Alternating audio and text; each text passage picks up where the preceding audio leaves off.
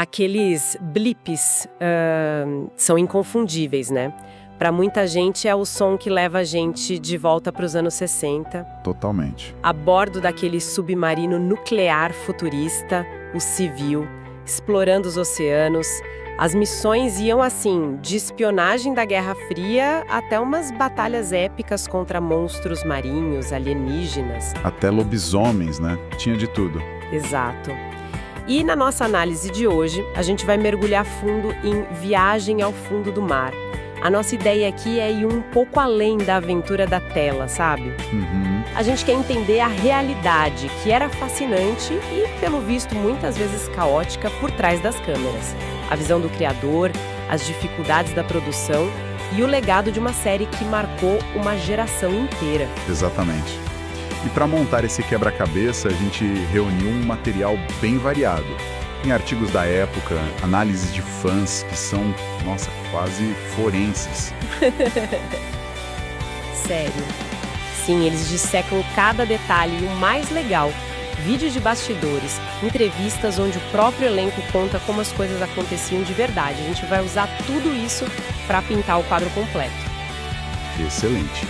Então vamos começar pelo arquiteto de tudo isso, Irwin Allen. O nome dele é quase sinônimo de espetáculo em Hollywood, né? O mestre do desastre. Com certeza. O Allen era uma figura e tanto. Ele começou como vendedor, imagina, e se transformou num showman de Hollywood, um produtor que entendia o que o público queria ver. Grandiosidade, perigo. Isso.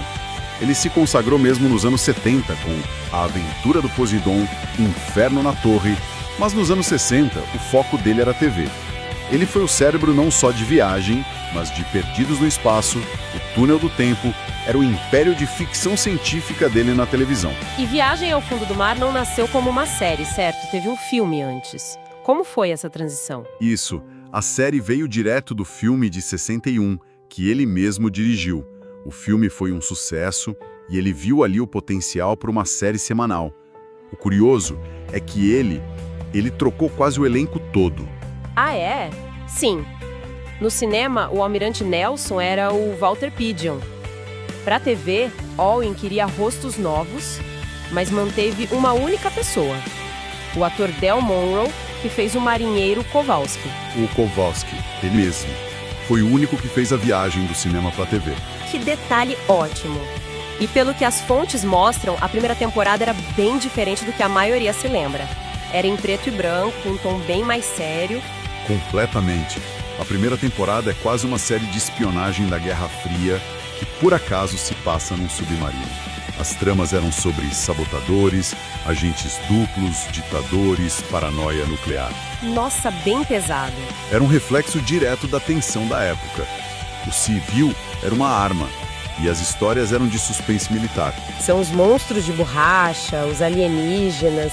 Foi uma mudança muito abrupta. Foi uma mudança calculada, mas drástica. A partir da segunda temporada, a emissora decidiu que a série ia ser em cores, o que era uma novidade, um atrativo gigante. E o Irwin Allen, na cabeça dele, associou cor com fantasia. Ah, faz sentido. Ele achava que o público com TV colorida queria ver espetáculo, não drama sombrio. E aí a chave virou completamente. E que virada! As fontes falam de lobisomens, sereias, bonecos assassinos. Peraí, até um duende? É sério isso? Sim, um duende verde que vivia numa garrafa e causava o caos no submarino.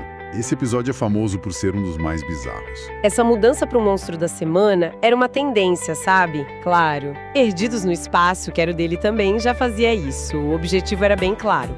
Pegar um público mais jovem, mais família e abraçar o lado mais pop da ficção científica. O realismo foi jogado pela escotilha. Imagina a reação dos atores. E falando neles, no Comando do Civil a gente tinha uma dupla central muito forte. Richard Basehart, o Almirante Nelson, e o Dave Hedson como o Capitão Crane. O que a gente sabe sobre eles? Eles eram a alma da série, mas vinham de mundos opostos. O Richard Basehart era um ator de prestígio, formação clássica, de teatro. Ele tinha trabalhado com Fellini, em La Strada, sabe? Nossa! Era um ator muito sério, que dava um peso, uma credibilidade para o Almirante Nelson. Ele era a âncora dramática. E o David Hedson? Ele já era um rosto conhecido por causa do clássico A Mosca da Cabeça Branca, né? Exatamente.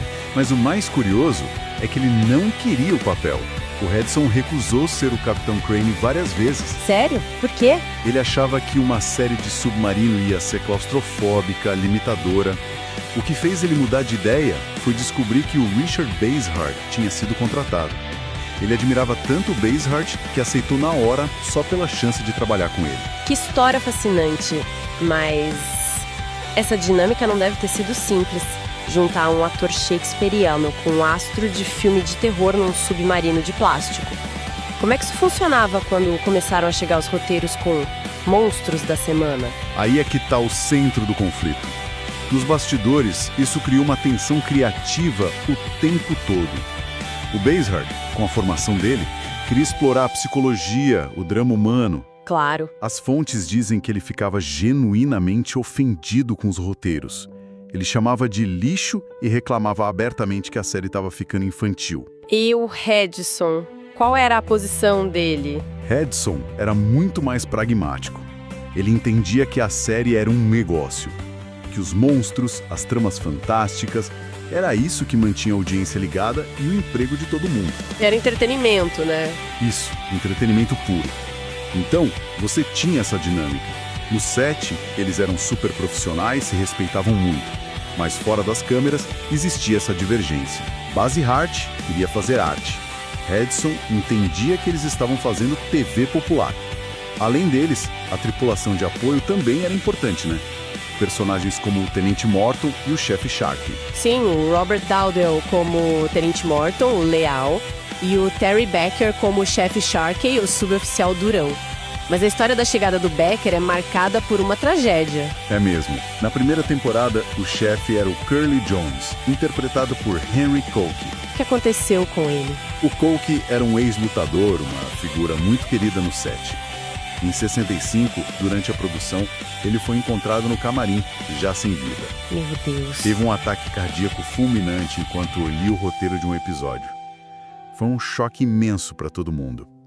A morte dele forçou a entrada do Terry Becker como um novo personagem, o Shark. Mas a perda abalou muito o elenco. Nossa, que pesado! Impressionante pensar nesse drama acontecendo por trás das câmeras. E, pelo que as fontes indicam, o caos era a norma, principalmente por causa da filosofia do próprio Irwin Allen. O caos era um método de produção dele. E tudo girava em torno de uma palavra: economia. Ou melhor, uma frugalidade lendária. A regra número 1 era reciclar absolutamente tudo. Dá uns exemplos. Quão extremo era isso? Chegava a ser cômico. A mesma filmagem de um torpedo explodindo foi usada, segundo os fãs que contaram, em mais de 20 episódios diferentes. Não acredito. 20 vezes. 20 vezes. Se você assiste em sequência, começa a reconhecer a mesma bolha de ar. Mas isso é só o começo. O corredor principal do Civil foi repintado e usado como corredor da nave Júpiter 2 em Perdidos no Espaço. Mentira! Sério. O modelo do subvoador apareceu em outros filmes. Painéis de computador, armas, uniformes, tudo era trocado entre séries. Muitos painéis piscantes do Civil e do bate-computador da série Batman, que era produzida no mesmo estúdio, eram os mesmos. Isso é incrível! E as fantasias dos monstros? Imagino que entravam nessa lógica também. Com certeza. O monstro marinho virava um alienígena do pântano na semana seguinte só com uma mão de tinta. E o mais perigoso era quem vestia os trajes. Para economizar, não eram dublês. Eram quem, então? Eletricistas, assistentes de produção, qualquer um da equipe. Tem uma história famosa de um assistente que desmaiou de calor dentro de uma fantasia de monstro de algas sob as luzes quentes do estúdio. Meu Deus, que perigo! E essa mentalidade de fazer mais com menos também levou a algumas técnicas bem criativas, né? Como a famosa cena do submarino sendo atacado. Sim, o que eles chamavam de rock and roll de Irwin Allen. A técnica era genial de tão simples. Para simular o impacto, um cara da equipe ficava fora de cena com um martelo e um balde de metal. E aí? Na primeira martelada, o elenco todo se jogava para a esquerda, Na segunda, todo mundo para a direita. Ao mesmo tempo, o câmera inclinava a câmera para o lado oposto. O efeito era ótimo. É um truque tão simples, mas tão eficaz. Mas apesar da fantasia, as dificuldades para o elenco eram bem reais. Duríssimas. O ritmo era brutal, jornadas de 12, 14 horas. Mas talvez o maior desafio fosse o do David Hedison. Ele sofria de uma claustrofobia severa. Pera aí. O ator que fazia o capitão de um submarino tinha medo de lugar fechado. Como ele lidava com isso? Com muita dificuldade. As cenas nos corredores apertados ou nos tubos de acesso eram, segundo ele, uma tortura psicológica. Ele dizia que precisava de um esforço mental gigante para não entrar em pânico. Nossa. E os perigos físicos eram reais. O Hedison trincou uma costela numa cena de luta. O Del Monroe, o Kowalski, teve uma concussão ao cair de uma escada molhada no set. Era um ambiente de alto risco. Com todo esse caos, imagina que eles precisavam de um alívio cômico. E as fontes mencionam uma piada interna no set. Sim, uma que virou uma grande piada. Em 110 episódios, nunca em nenhum momento um banheiro foi visto ou sequer mencionado a bordo do Civil. É verdade, agora que você falou, um submarino com tecnologia para voar, mas sem banheiro. Exato. A piada no set era que a verdadeira função do subvoador era ser um banheiro de emergência, onde a tripulação ia em turnos. Fantástico. Apesar de tudo, a série foi um sucesso gigantesco. Durou mais que as outras do Allen, né? Sim, foi a mais longa de ficção científica dele. 4 temporadas, 110 episódios. E o sucesso gerou uma avalanche de produtos. Lancheiras, brinquedos, modelos de plástico do Civil, quadrinhos, foi uma febre. E qual foi o impacto cultural dela? Tem exemplos de como ela se infiltrou na cultura pop? Tem alguns bem divertidos. O personagem Kowalski, que era sempre o voluntário para as missões perigosas, inspirou o nome de um dos pinguins da animação Madagascar. Sério?